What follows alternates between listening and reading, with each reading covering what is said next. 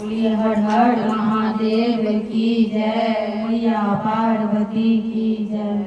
देखियो सावन में जे गोरा माता भोला से फरमाइश केलखी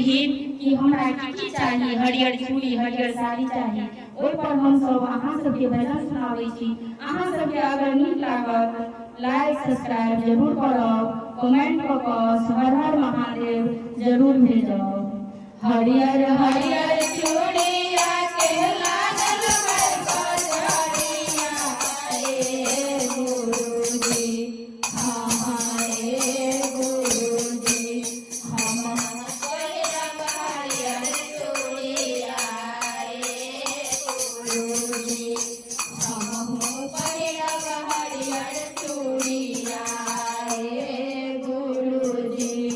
हरियर हरियर चूड़िया के लागल है बजरिया, हे गुरुजी हमारे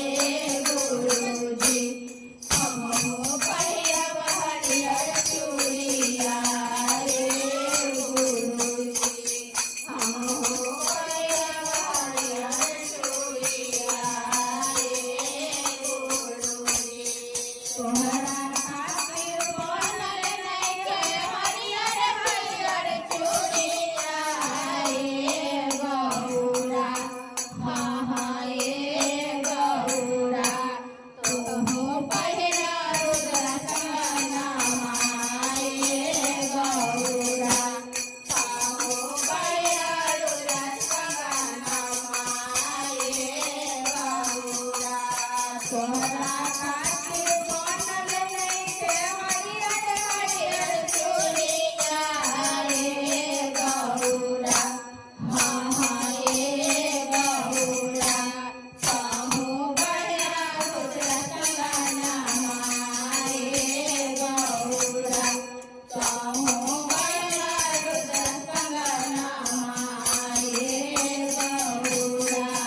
हरियर पियर साड़िया के लागल बा बजरिया, हे गुरुजी हाँ हाँ हे गुरुजी हमहु पहिरब हरियर साड़िया, हे भोलाजी हमहु पहिरब हरियर साड़िया, हे भोलाजी।